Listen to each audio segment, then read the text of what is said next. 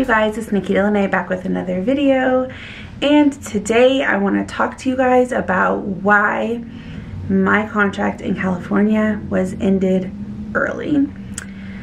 As you probably saw, I don't know, maybe I put it in my thumbnail, I don't know, I haven't really made the thumbnail yet, but I had a physical altercation with a coworker. I guess I shouldn't say it like that because I didn't get physical with this person, but they got physical with me.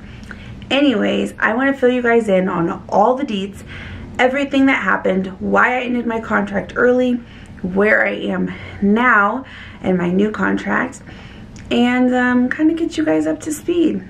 So if you're interested, keep watching. Alright, so I want to start this video off by saying that I will not be giving out the name of the individual that I had an altercation with. I will be using another name because I don't really feel like combating bullying with more bullying is really going to solve the problem. I'm not perceiving myself as like some huge YouTuber who really thinks that people are going to go out and find this person and bully them, but just in case, I just don't want to use the person's name. So I will be using the name Elsa. So that's the name of the individual that we'll be using in the story for this story time video. So let's get started. Alright, so first of all, the situation with this individual at my job started literally on day one. Like, who has an issue with you on day one when you just get there all bright-eyed and bushy-tailed on your first day, right? It's really strange. But what I will say is that the person that I had an issue with, she's an older nurse. She's one of those old school nurses who feels like she knows everything and everybody has to listen to her. And I think that she almost got offended at the fact that here I am, and I haven't even been a nurse for a whole 2 years, but here I am as a travel nurse. Some people have insinuated the fact that maybe she's upset that I make more money than her as a travel nurse, because a lot of people have been kind of, I mean, let's be honest, there are a lot of people that are rude to you when you're a travel nurse for that exact reason. But that's a whole nother video. I definitely want to talk about that and the bullying culture of travel nurses and agency nurses versus staff nurses. But in this particular situation, literally right off the gate, this individual started by talking down to me in a very demeaning tone. Like, almost everything she said was talking down to me as if I was a child or I was lower than her or beneath her. And so right off the bat, that rubbed me the wrong way. So the very next thing that happened was I am following this person. She is my preceptor. She's supposed to be showing me around the unit and just showing me how things go because it's my first day of work. And there is this very small, like almost secluded hallway between the nurse's station and like where the med room is. It's almost like cut off from the rest of the nurse's station and the rest of the unit. You can't really see behind it. So we went back there to go grab something, and she immediately turned around to walk in the other direction, and instead of saying excuse me because there's only enough space for one person, she just decides to shove me out of the way. So initially I was kind of like looking at her like, what the heck? And she goes, oh, excuse me, like afterwards, like, no, not excuse me, but sorry, like, just like laughed it off. So that kind of rubs me the wrong way initially. I was like, what the hell? Like, maybe she's just really rude and doesn't have manners, because a lot of people just don't have freaking manners. I realized that the hard way too. So the second situation that happened, we ended up getting an admission, and when our admission got there, you know, we all jumped in to help move the admission over to the new bed and blah blah blah. And I really did not like the way that she talked to the patient. Our patient was nonverbal. She was very scared. You can just tell that she was a little scared from being moved from one bed to another and understanding everything that was going on, because if you work in healthcare and you've seen an admission, you know it's a hot mess. There's a lot of stuff going on, a lot of cords, a lot of tubes, a lot of people. It's like a NASCAR pit stop, okay? So she reached out and she literally just touched this nurse's hands, like looking for like a sign of compassion, or she's just confused, you know. And this nurse flicked her hand off and said, "Get your hand off of me. Don't touch me with your dirty, filthy hands. Don't ever touch me." At this point, I was just absolutely disgusted. I was shocked. I was in awe. I had never heard anybody talk to a patient like that before. And it was just so disgusting. Like, at that point, I was just so disgusted by her behavior. And that, you know, just those two situations together had already put a bad taste in my mouth. And it really just gave me a preview of who she was as a person. It was obvious that this patient was just scared. And to be nonverbal, you know, all you can do is try and express your feelings the best way you know how. And she didn't grab her, she didn't yank her aggressively, she just literally just touched her wrist and she flicked her hand off. The whole situation just rubbed me the wrong way, you guys. I was just like disgusted at this point. So it's like all of these things are adding up in my mind already, and at this point I'm just so just disgusted. I can't even think of another word at this point. So disgusted by her behavior that I started like feeling myself just kind of like shutting down. Like I didn't really have words to say to her. But I just continued on about my day. I did, you know, continued on about what we were doing. Shortly after that, you know, we're turning the patient and there's another nurse on the other side of the patient and I'm on the same side as her. And we're turning the patient so we can change the dressing on her backside. And I go to reach and hand her something. And this same nurse reaches out and pops my hand and proceeds to tell me, "No, you don't touch that. You don't touch anything."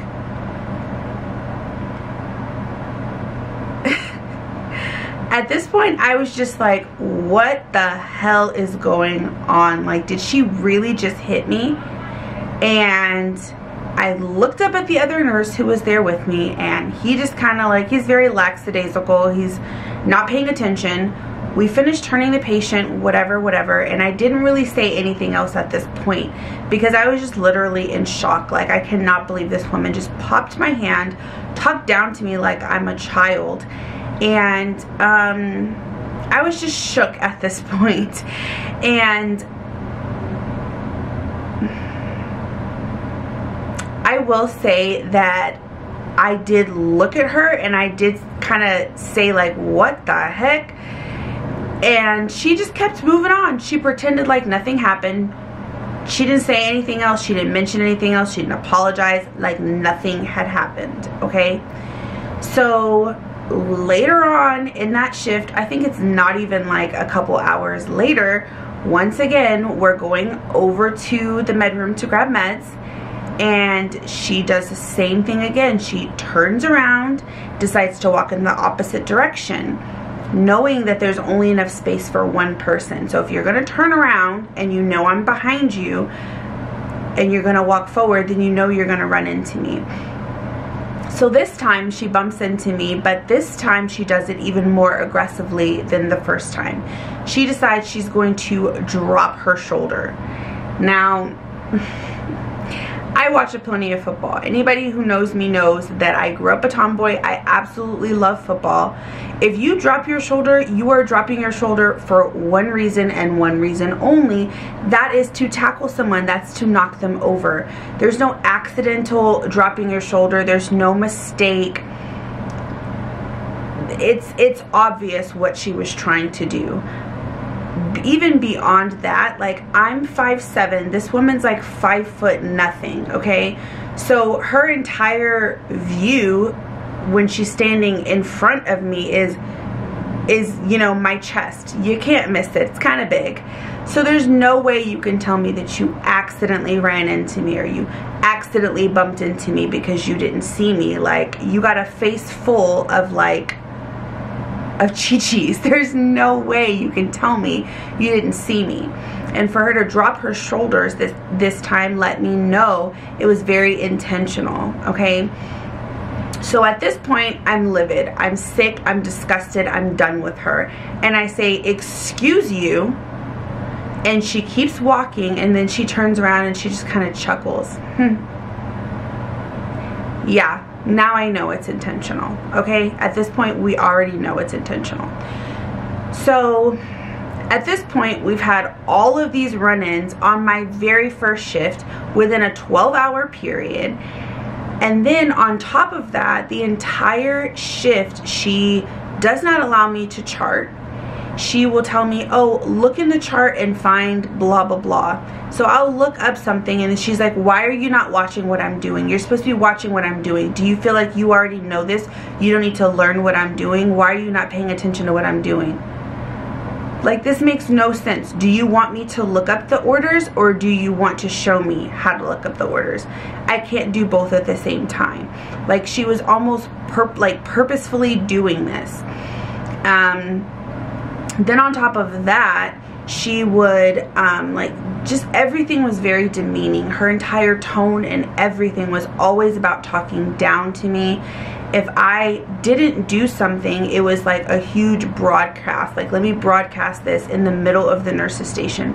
Mind you, this charting system that we're using, the last time I had used this charting system was when I was in nursing school, and I used it at like a clinical site that I worked at. So I haven't had a full like experience of using this charting system. I told her that from the jump, like, hey, I'm still getting used to this charting system, so if I miss something, please let me know. If I can't find something, I'll ask you, but I'm a hands-on learner, so I want to be able to physically do this, and that's how I learn. So if I'm charting and I miss something, or I don't know how to, or I didn't do something, that's the time for you to say, oh, hey, Nikita, let me show you how to do X, Y, and Z, because you probably don't know how to do it. Instead, she decides to go in the middle of the nurse's station and say, oh, you didn't chart this, you didn't chart that, you didn't chart that, so I did it for you. How is this helping me? How is this helping me at all? The level of frustration was just simply building. I'm not the type of person who is for like confrontation, especially like broadcasting it, trying to make it into this huge like spectacle, which is what she was trying to do. So at this point, I was just silently taking notes of all of these situations that were happening. So that was day 1 of orientation. Day 2, I wish I could say it got better, but it didn't. So day 2, I come into my shift and we have 1 patient, and the shift supervisor, I kind of expressed some of my feelings to her the day before about not being able to physically do anything, and I only have 2 days of orientation. So she said, today, this 1 patient is Nikita's patient. Let her take care of this patient. Let her do all of the charting. You are there if she has questions. You are there if she needs help with something. Look over her charting, and if she misses anything, just tell her, okay? So this lovely individual, she teaches me that everything has to be charted every single hour, which is not even correct. You don't have to chart everything every single hour. So she has me flustered sitting here charting everything every single hour. From like I's and O's and vitals, of course you chart vitals every hour, but we're charting like all of the, every single med, every single drip, every single everything, every hour in the chart. And every single hour she continues to do the same thing. So let's say it's 5 o'clock. At 5:10 on the dot, she will come to the nurse's station and make a huge spectacle. You are behind on your charting. You did not chart, so I did it for you. It's 5:10. How am I behind on my charting? So you're telling me at 5:10 that I didn't chart my 5 o'clock vitals, so you charted it for me. I repeatedly asked her, don't chart for me. If there's something I didn't do, tell me and I'll do it. Every single hour for a 12-hour shift, she did this. It's 6:10, you're behind on your charting, so I charted for you. If it's 6:10 and you finished doing all of my 6 o'clocks, that means you started right at 6 o'clock. You had to have. So how was I behind? And I told her, stop charting for me. I don't need you to chart for me. Well, you didn't do it and I don't want to have to stay late. And if we have to stay late, then I have to stay late. So, what? At this point, I'm just absolutely tired of her crap. I'm tired of her making a spectacle every single hour, announcing to everyone what I did not do. It's always literally like 10 minutes after the hour, I magically did not do the stuff I was supposed to do at the top of the hour. When there's a plenty of time, when you look in the chart, there was double charting because I'm literally sitting there charting and I can hear her click-clacking away. She gets up, she walks to the nurse's station so she can announce in front of everybody that I didn't do something that I was literally in the middle of doing. So now there's 2 sets of everything on that hour. It's so petty. It's so just, it's ridiculous behavior. It's so childish. And then on top of all of this, I'm just frustrated because I'm still not learning how to do what I need to do, and I let them know that. So what happens if I get floated to another unit, or what's going to happen when I'm on my own the very next day and I still don't know what I'm supposed to be doing. I don't know what I missed because she's just charting it for me. How does that help me? I'm just absolutely frustrated at this point, okay? So I just let it go. I'm just happy that I'm not under her at this point. And literally my very first day off of orientation, guess what? I'm floated to another unit. It's like, what the hell? Like, I knew this was gonna happen. I knew this was gonna happen. It was just absolutely ridiculous. I'm super frustrated and flustered at this point. So yeah. Okay, so the next situation that happened was the fact that this individual is also a shift supervisor, you guys. So so probably like my 4th or 5th day working there.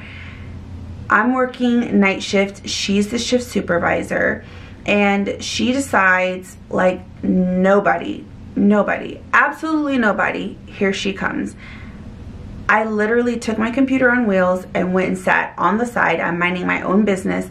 We're about 6-7 hours into a shift, and she decides to come up to me and ask me, do you know what your patient in room 2 is here for? So I'm thinking she just honestly doesn't know what's going on with my patient. So I kindly explained, this is the surgery he had, this is, you know, this is what's going on with him, blah, blah, blah. She cuts me off. No, that's not what he's here for. He had his prostate removed. If you don't know what your patients are here for, then how can you properly care for them? You just don't even know what's going on, do you? Once again, making a huge spectacle in the middle of the nurse's station in front of everybody, when she didn't even know what the hell she was talking about, and that's not why the patient was even in the ICU. So it just further proved that now in this moment she is acting as the shift supervisor, and she is using her authority and her position to demean me and make a huge spectacle in front of everyone.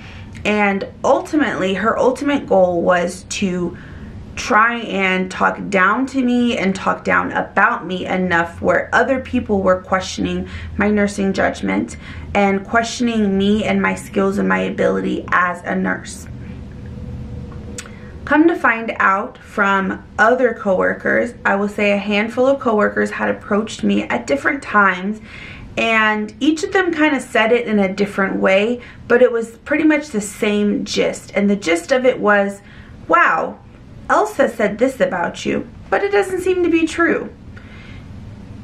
She said that you don't know what you're doing in the ICU and that you're not a real ICU nurse, but you seem to be doing great, or you know what you're doing. You're very competent. You do understand. Wait a minute, what? One of the other shift supervisors said to me, wow, she said that you're not helpful, that you're confrontational when someone gives you corrective criticism, that you don't help when you're asked for help, and that you're lazy. But every time I ask you for help, you jump up and help immediately. You know what's going on. You're very helpful to your teammates. You are nothing like she says that you are, and I'm sorry that she's saying these things about you. So for me to hear the same story from about 5 of my coworkers, at this point, I'm just even more pissed off. Come to find out from another shift supervisor, she had come to her my very first day of work and told her that I didn't know what I was doing and that I don't belong in the ICU. My very first day. The same day that she decided to shove me twice, that she decided to pop my hand, talk down to me in a demeaning tone of voice, didn't let me chart or do anything, not even hand her a bandage to put on the patient's behind, snatched several things out of my hand, but I didn't know what I was doing.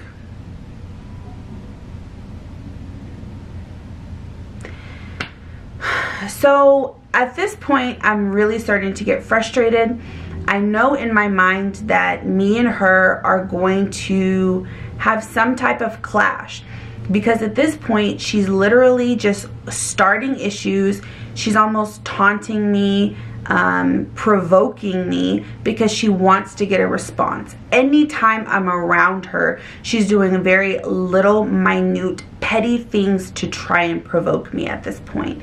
She will ask for my help for something, and if I don't help her immediately, she'll make a huge spectacle out of it. Or she will ask me for my help for something that she doesn't even need help for, and then make a huge spectacle out of it. She will ask me, oh, can you hand me that IV tubing? And I'll hand it to her, and she'll just to snatch it out of my hand. She is asking me questions to like test my knowledge. Like, she makes it seem like she's asking me a question, like she genuinely has a question about a medication, just for her to publicly try and demean me and question me. Like, every single encounter with her, she is trying to provoke me. And I recognize at this point that it's beyond a 1 or 2 time situation. The situation is just going to continue to get worse. And on top of the fact that she's provoking me, she had already gone to several of my coworkers and set herself up to look like the victim by saying things like, I'm aggressive and I can't take corrective criticism, that I get upset with her easily, and things like this that point her in the direction of being the victim instead of the aggressor that she is, and make me look like I'm the aggressor. So if she were to continue to provoke me and I were to give her the response that she that she deserved, it would make her out to look like, oh my gosh, poor Elsa. Look how Nikita's treating her, and she's just trying to help her. Like, no. You guys didn't see her push and shove me behind, the partition. You guys didn't see her smack my hand. You didn't see her yank stuff out of my hand. I mean, the only thing you guys have seen is her and these public statements that she tries to make to demean me. And so, and she's like doing this sneak dissing to all of our coworkers, like behind my back. So, all of these things are accumulating, and they're snowballing, and it felt to me like they were leading up to something. They were going to lead up to a big event. So I had to do what was best for me and protect myself, knowing that in a world where I have brown skin and she does not, I was already going to be the aggressor that she painted me out to be. Period, point blank. She had already set herself up to look like this poor, innocent, old woman, and I'm the aggressor. So it didn't matter, even if I said something to her, even if I used the same tone that she used with me, I was going to be the bad guy. And as a traveler, as a contractor, I'm automatically going to get fired. I'm going to get sent out of there if anything were to happen. If she were to shove me again and I were to even put a little bit of oomph back into it, even reciprocate the same amount of energy and force that she used towards me, her butt would have been flying. I can guarantee you that. And I, once again, would have been the aggressor, and I would have been fired. So I knew that this was not like a game of checkers between me and her. This was a game of chess, and she had already set herself up from day one to win, because she had already painted herself out to be this victim. So I knew that in order for me to find a resolution to this, I was going to have to think bigger, and I was going to have to make a bigger move. I was going to have to do something to protect myself and to protect my license. I knew from my previous experience with the military that the smartest thing for me to do would be to use my proper chain of command. For me as a traveler, my chain of command is always going to start with notifying my agency. And I will say that my agency had my back, you guys. They did everything in their power to handle the situation with the utmost, professionalism. And they had my back from the second I told them what was going on. I really didn't even know who to escalate the situation to, so I just initially spoke to my recruiter, and she was like me. She was just absolutely appalled by the situation. So she immediately escalated it up, and there is a nurse, I guess you would say liaison, who handles all clinical situations. So that person got in contact with someone in the hospital who was the nurse manager, and I think it was my very next shift when at the end of the shift, she came in and she was like, "Hey, I need to talk to you." She pulled me into her office, and we sat down and we talked, and I let her know everything that was going on, and she was just like, she was shook. She's like, "Oh my God, I cannot believe this is going on. Like, this is crazy." But it also made her take a step back and think something that I thought, like, I wonder if this has been going on and maybe other people were too afraid to say anything, or other people were just too intimidated, or whatever the case may be.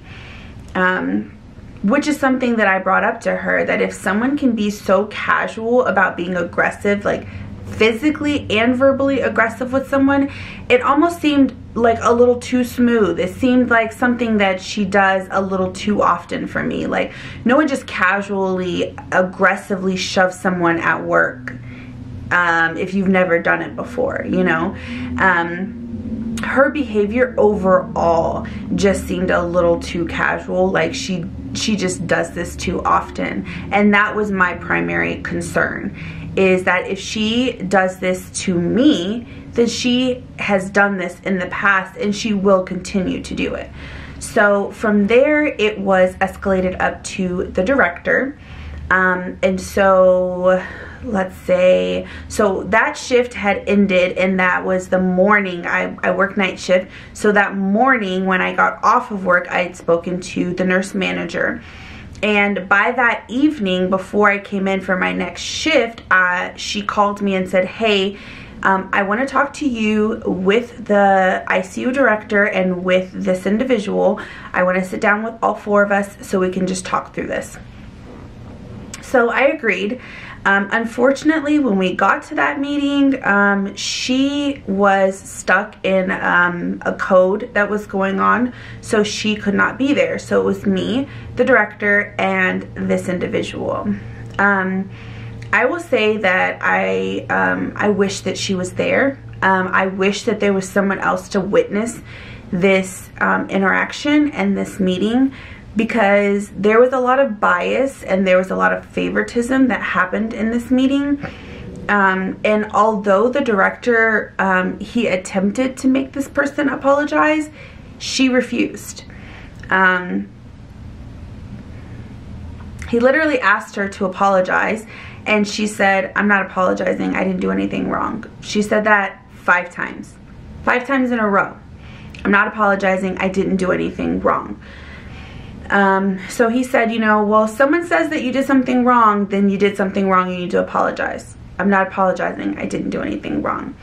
And he said, "Well, she perceived that you did something wrong, so you need to apologize." She still refused. But I will say that I could definitely tell there has to be a level of comfort. If your director is telling you to do something and you're not doing it, it's because you feel comfortable telling that person no. On top of that, there's a lot of excuses that were made, and that's one of the parts to me that seemed very disrespectful, because it seemed almost like a slap to the face. That, you know, this individual, well, both of these individuals are the same culture. So he kept saying, like, it's a cultural thing, you know. Sometimes she talks loud and sometimes she's a little rough around the edges. So it's just a cultural difference. No, you can miss me with all of that. You know, if I had never left the state or city that I was from, you could probably hit me with a, that's a cultural thing. But I've lived literally all around the world. And that's exactly what I told him. I said, I've lived in Asia, I've lived in Europe, I've lived in the Middle East. I have lived everywhere. I've traveled all over the world. You can miss me with the it's a cultural thing. If someone talks loudly and they're a little rough around the edges, that's not a reason for me to be in your office. That's not the reason why I'm in your office. Because those things are, that's a cultural thing. Maybe talking loudly, maybe being a little rough around the edges, being a little bit more abrasive. But it's never okay in any culture for you to put your hands on someone in a professional setting. That's never okay. You're not going to just dismiss that. And unfortunately, it was dismissed. It was almost brushed past because she didn't say she did it. It was brushed past, and it was just a bunch of excuses made for the other half of things, like her being, her saying these things about me and whatever. She kind of just brushed through all of that, said that she didn't do it, and it was just forgiven. And at the point where she refused to apologize 5 times in a row, he just kindly asked her to leave. Like, if you could please leave so I can talk to Nikita, just the two of us. Because he could tell I was just frustrated at that point. And there was not going to be any resolution in that moment. Or ever, probably. The fact that she just refused to apologize, we were not going to go anywhere. So he asked her to leave, and then immediately after she left, he was like, oh, you know, she apologizes. She didn't mean to do it. You know, she really is a loving person. She's a good woman. She's nice. She's just older and a little blah, blah, blah. No. You can't sit here and tell me that she apologizes when she sat here and refused to apologize 5 times. That's not how this works. And then on top of that, he brushed through the situation really quickly and was like, you know, are you able to work with her still? Like, can we move past this? Are you able to work with her? And before I could even say anything, he's like, because there are people dying in the ICU, and we're low manned, and this pandemic is just getting worse, and there's just more people that are sick, and our ICU is full, and every bed is full, and we need nurses. So are you gonna stay here, and can you just work with her? Can we just get through this? There's not even I'm sorry for the misunderstanding. I'm sorry that you guys are going through this. None of that.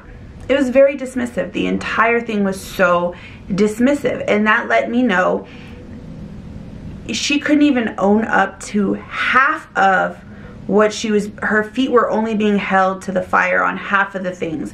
Not even the physical stuff, but just the verbal stuff. And she couldn't even be accountable for those things. She couldn't even take responsibility for any of those things. And she couldn't even apologize for any of those things. So the fact that they were dismissed and it was just acceptable let me know that this behavior has happened before. Come to find out, it has. Several coworkers had complained about her behavior. I don't know that she got physical with those people, but she got physical enough to where she snatched stuff out of people's hands. She has been like verbally harassing people. She has been verbally aggressive with people, very demeaning with people. And several people have complained about her. But this same person who is making excuses and saying, oh, it's a cultural difference, and making excuses for her is the reason why she's still there. So I think everything in my gut was telling me, I mean, I was on the right track. she had done this before and she will continue to do this. I do think that's kind of put like a little bit of a microscope on her, where her peers are looking at her kind of sideways in this instance, because now they're down a nurse. And you know, at the end of the day, I decided to leave to protect my license and to protect my peace and to protect my reputation. Because at the end of the day, knowing that you are working under someone who is so manipulative, and it doesn't really matter what she does, they're going to make excuses for her, they're going to give her a pass, lets me know that I'm in the wrong place. And I'm not going to jeopardize my license, my bread and butter, working under someone who is like dirty and manipulative and decisive, because she's going to continue to poke the bear being me, until she gets a reaction. And she's going to continue to do things until she provokes me enough to where I react. And honestly, like, I handled the situation as professionally as I know how. I did not raise my voice not once with her. If anything, I used the tactic of lowering my voice with her, and that pissed her off. And so I know that when you're dealing with manipulative people like that, when you don't give them what they want, they're going to continue to find ways to piss you off. They're going to continue to find ways to escalate the situation. And I could just tell she just had just the spirit about her was just gave me this weird off feeling. I can't even explain it, but being around her entire presence and being just didn't sit well with me, you know. And although a lot of people made excuses for her and they're like, oh, she's just a little old lady, she's just an old school nurse, she's just a rough around the edges, she's just this, she's just that, that's not the impression that I got from her. And her behavior behind the scenes and some of the like sneaky manipulative things that she was doing let me know that I was not dealing with a normal nurse bullying situation. You know, I had dealt with nurse bullying before when I first became a nurse in my first nursing job. That kind of stuff, I brushed it off and I moved forward. But situations like this are bigger, and it was a situation that could have escalated into something that could cause me to lose my license, and I refuse to ever let someone put me in that position. So I had to do what was best for me, what was best for my family, and that was leaving. It was very disappointing because I felt like I wanted more from my time in California. I felt like there's so much more I wanted to see and do. It's really strange because when I first got there, I did not receive a very warm welcome.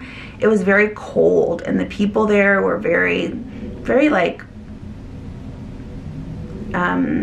I don't know, they just weren't very welcoming. But towards the end, I bonded with some of the people there. I really started to enjoy my shifts there, although it was pure chaos, you guys. Like, the COVID numbers in LA skyrocketed and everything was pure chaos.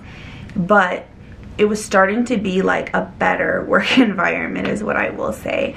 I feel like a lot of people finally started to get to know me for me and actually gave me a chance, and they realized that I wasn't what she said. I wasn't any of the things that she said. And when they got to know me for me and they let their guard down, they really started to enjoy working with me, and I started to enjoy working with them.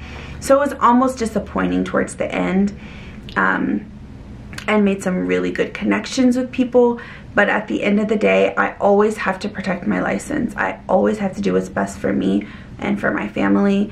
And I have to protect my license. I worked way too hard to get it, to let someone who is evil and deceitful take it away from me or put me in a situation where I would jeopardize that.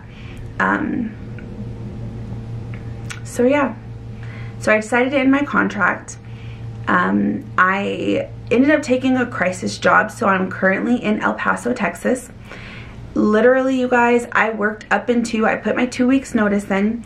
I worked all the way up into the end of that 2 weeks notice, to the point where I got off work and literally went back to my Airbnb, packed my stuff up, and got on the road craziest decision I've ever made. I will never do it again. I promise I will never do it again. I know I only made it to Phoenix because Jesus took the wheel that night, okay? I was so exhausted. But we drove to Phoenix the next day, and then from Phoenix into El Paso, and we got to El Paso on Saturday. Today is Monday, and I went in for my orientation. So it's been crazy. It's been crazy busy. I literally packed up my Airbnb, packed all of our stuff up into the car. I did that in one day. We did it in one day. We got on the road. We got here to El Paso in 2 days. And I'm still exhausted. You guys could probably see my eyes are still really, really red. I'm still exhausted. But I got my orientation in. I will be working nights again. Thank God for that. So I have to readjust my body to night shift. My first shift is going to be tomorrow night. So I'm really excited for what this new job has in store for me. I do think that everything happens for a reason. And I will probably be back to LA. Without a doubt, I will be back to LA. I really, really did love LA. It grew on me. I've definitely loved LA. I didn't get to enjoy it as much as I wanted to because everything shut down. Like our second week there, they shut everything down because all these COVID numbers going up. But LA was such a vibe, you guys. I absolutely loved driving to work with my sunroof open and just the smell of the ocean water. I loved roller skating at the beaches there. It was such a vibe. So I am definitely going back to LA. I don't know when, but it's definitely gonna happen. I will probably get a contract in LA over the summer again. We'll see. We'll see. More to come. But in the meantime, I am here in El Paso. Hopefully we'll be here for at least 8 weeks, 8-9 weeks. We'll see how it goes. And I'll keep you guys posted on all of that. But for now, it is what it is, you know. Everything happens for a reason. I will say I'm exceptionally proud of myself for advocating for myself. I handled the situation with the utmost respect for myself and professionalism. And at the end of the day, everybody involved said the same thing. From my agency recruiter to the higher level people in my agency, every single person said, wow, you really handled the situation with professionalism. You were able to hold your peace and maintain your composure through a very difficult situation. And that's just how I operate in general. I will never let you see me sweat, ever. That's just how I am. I will always keep my composure. If I'm pissed off, if I'm angry, if I'm sad, if I'm mad, I can do all that crap in the car on the way home. That's what my 10-minute commute back to my Airbnb is for. But you will never see me sweat. I never let that woman see me sweat. I never let her see me get upset. Not one time. I held my composure and I stayed professional to the end. And I think that spoke volumes, because at the end of the day, that's all I have is my professionalism and my name and my reputation. And as nurses, that is us. That is our practice, and that speaks volumes about us.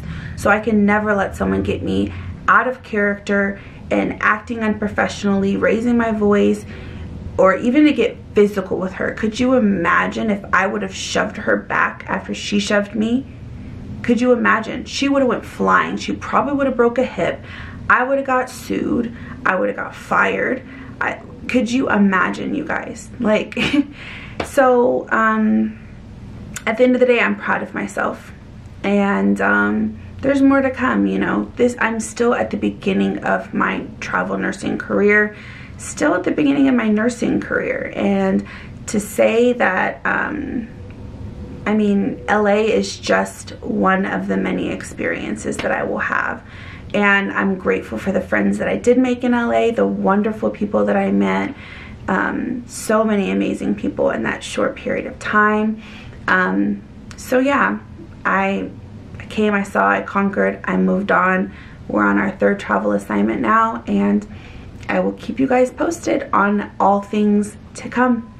So thanks for sticking around for this story time, you guys. And like I said, I'll keep you posted on my new job. More videos to come, you guys, with consistency in 2021. So Thanks for watching.